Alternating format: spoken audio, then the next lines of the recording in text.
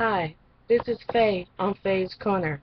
And today I'm talking about Moses when he was on the run coming from out of Egypt with God's people.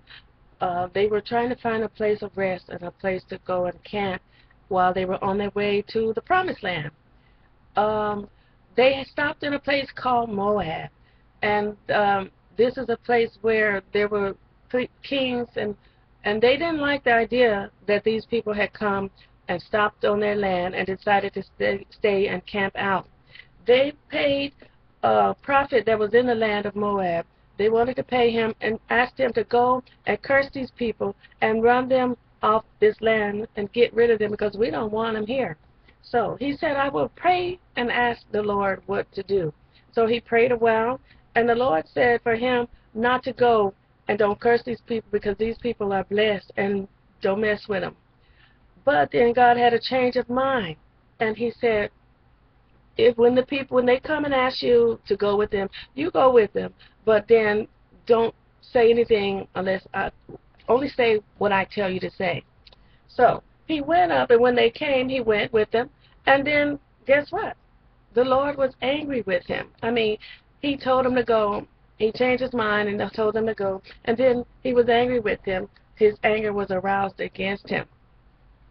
And so now I'm going to read this from the entirety, starting on 22, 23 to 33 in Numbers. And it says, Now the ass saw the angel of the Lord standing in the way with his drawn sword in his hand. This is while Balaam was on his way to go to curse the people of God, and so he's getting paid for it. He was going to tell them they need to get off the land, even though God had told him not to do it.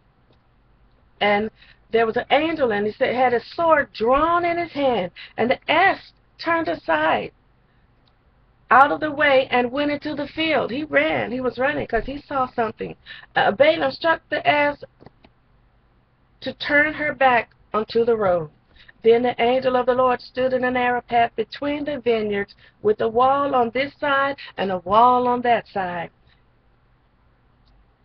And when the ass saw the angel of the Lord, she pushed herself against the wall and crushed Balaam's foot against the wall, so he struck her again.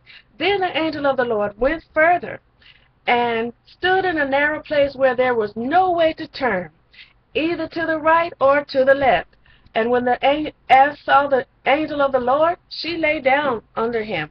And so Balaam's anger was aroused, and he hit her again with his staff this time. Then the Lord opened the mouth of the ass, and she said to Balaam, What have I done to you that you have struck me these 3 times? And Balaam said to the ass, Because you have abused me. I wish there was a sword in my hand, I would kill you.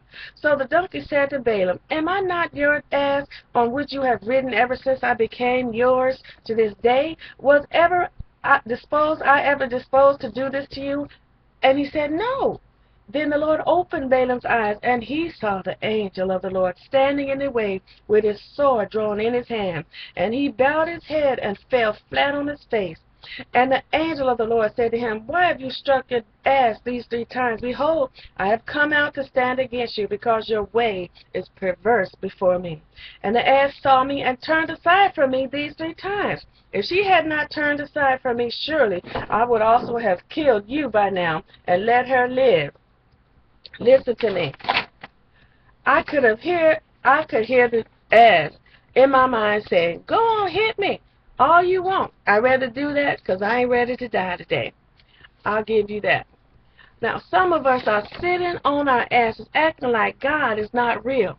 They can't see the angel that has come to warn you to turn from your perverted ways because of the stubbornness, the rebellion, the hatefulness, the backbiting, gossiping, backstabbing, murderings, and rapings. If the ass don't lie down, some of us would be dead by now. But God let your ass see the angel to warn you. So pay attention to your surroundings and get off your ass and let him lay down to save you and his life. And turn 180 degrees and go back and figure out what you need to do or not to do to change the mind of the death angel so you can live more abundantly. So take a leap of faith and make things happen.